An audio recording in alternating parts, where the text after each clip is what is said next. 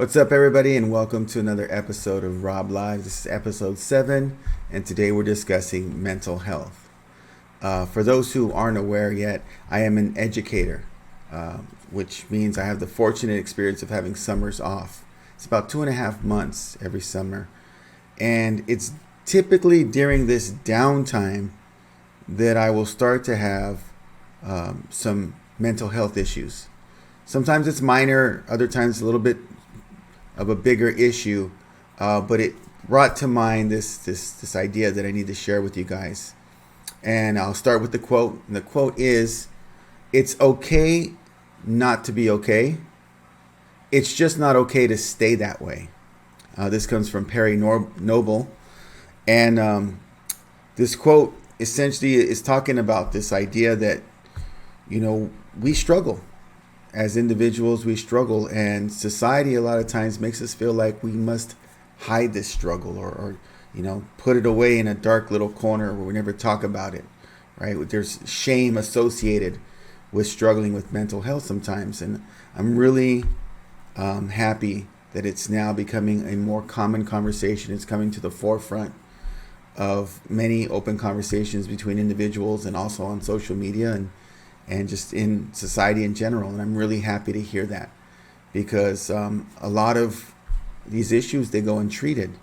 And many times it's because we're not comfortable even allowing people to know about our struggle or that we're struggling.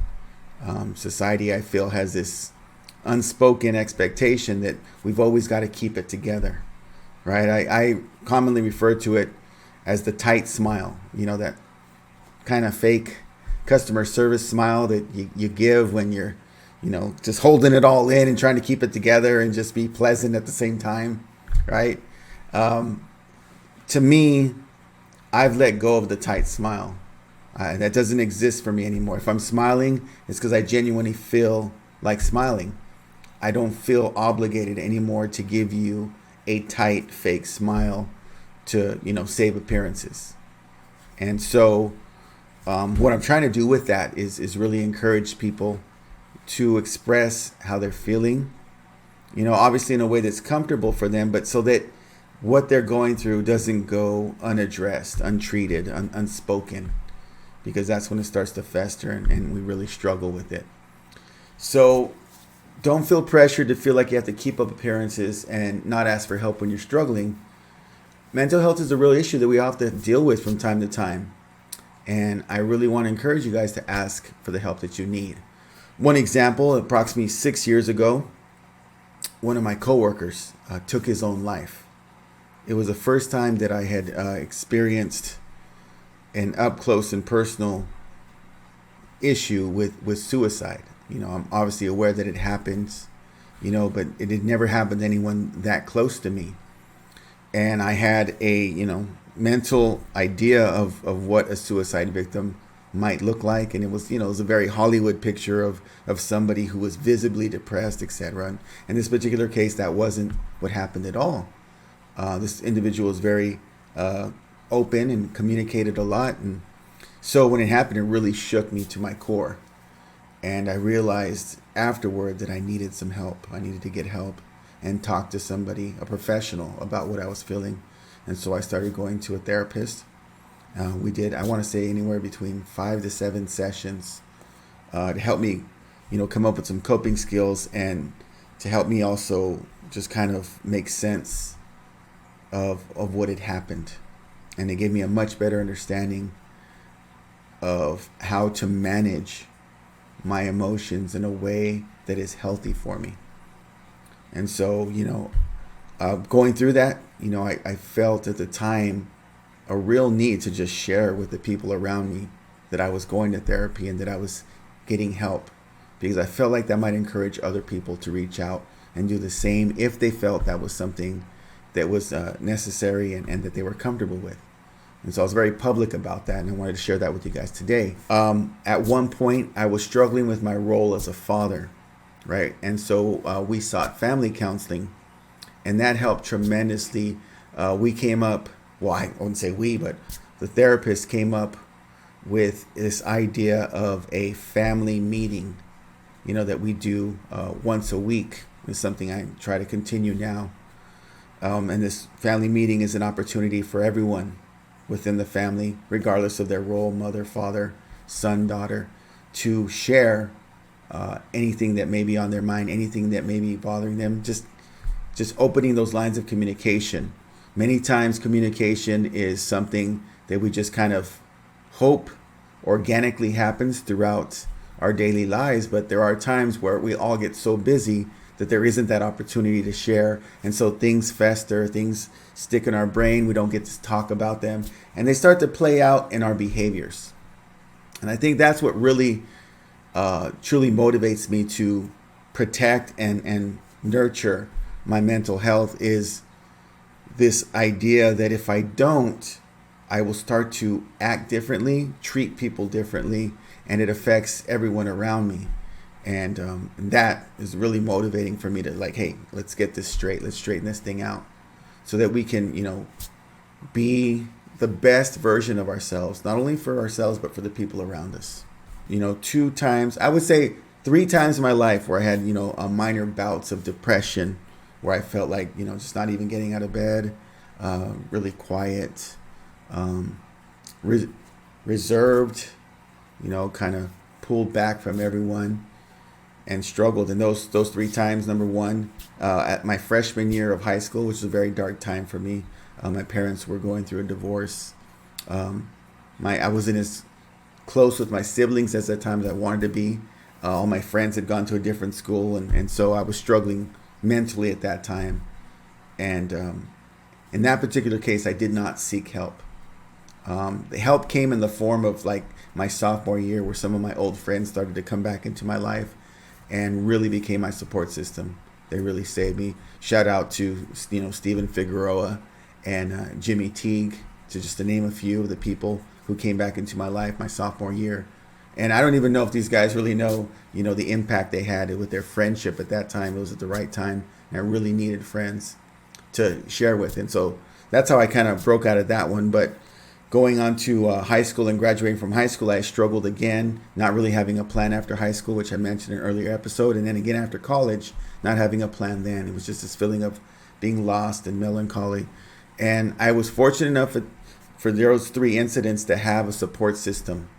I've always been blessed to have a really strong group of friends other than that particular time in my life as a freshman in high school, and I really struggled. So my encouragement to you is to make sure that when you do struggle, that you identify someone or a professional or some source of solace, someone you can confide in, someone you can talk to, someone you can reach out to, right? So the lesson today is make sure that you are humble and honest with yourself and seek the help you need when you need it. Untreated mental health issues will not only not go away, but in some cases get worse and really start affecting the way that you behave and the way you treat others. It's okay to seek help. It's okay not to be okay all the time. And I want you guys to give yourselves a break in terms of this idea that you have to, put up these appearances of being okay when there's a lot going on. Sometimes we have to give people an opportunity to help us.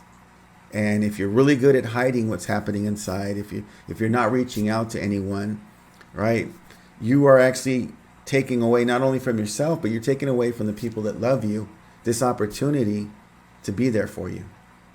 It's very difficult to be there for someone when you think everything is good with them, that everything's okay. So I'd like to challenge you, right, to share at least one of your emotional or mental health struggles that you're currently dealing with at least one other person. Now, I know what some of you are thinking. You're thinking, I don't have anyone. And this is the reason why I don't share in the first place, is because I don't really have anyone to share with.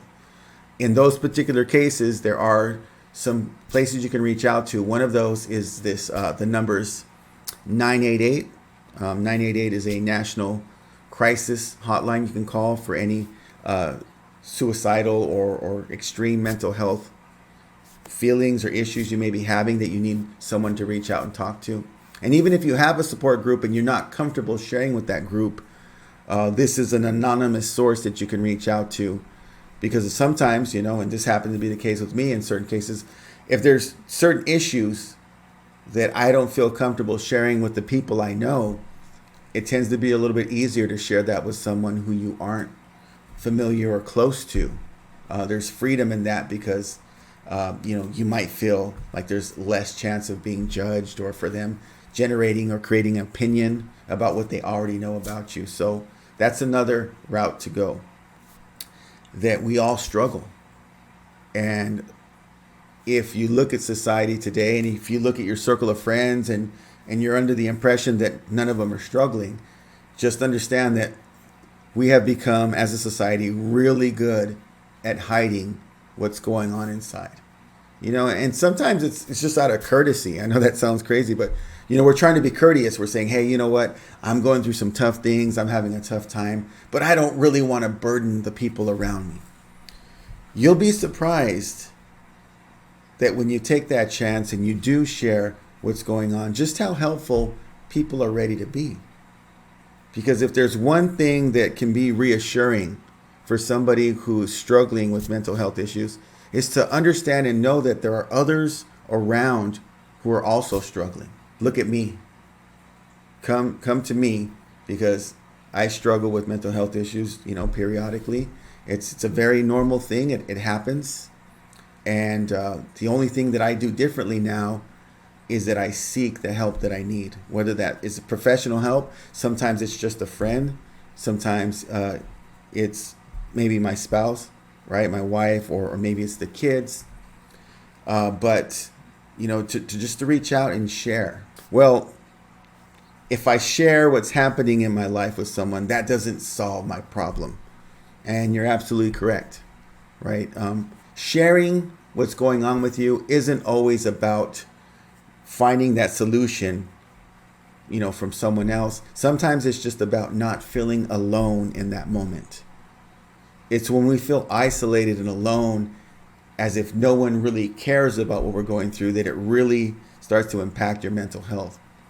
So I don't necessarily share what's happening with me because I expect, my wife or my friends or people around me to have a solution. Sometimes I just want to know that I'm not going through it alone. So just take that leap of faith, reach out to someone and share whatever's happening in your life with whoever you're comfortable with, so that you at least don't feel alone, right? I kind of try to pride myself in being a good listener. I don't always succeed, but when I am, and people share with me, and I just kind of sit and listen, it tends to really be the best approach sometimes, because I'll just hear them out. And many times they're just like, hey, thanks for listening. Thanks for, being there for me. And I've really not given any advice. I've never offered any solutions. I've just kind of said, hey, listen, I'm here to go through it with you. I'm by your side. And that can be very powerful. Share one thing that you're struggling with at least one other person in your life. And if you don't have anyone, dial 988. That's the National Suicide and Mental Health Prevention Hotline, right? Until then, let's take care of ourselves. It's okay not to be okay. It's just not okay to stay that way. Let's find what we need. We love you. We care about you. And if you want to just send me an email, roblive888@gmail.com. I'll go ahead and put it on the screen. Send me an email. I'll hear you out. Okay, until next time, as you know, it's always love, peace, and chicken grease. This is Rob Live, and I'm out.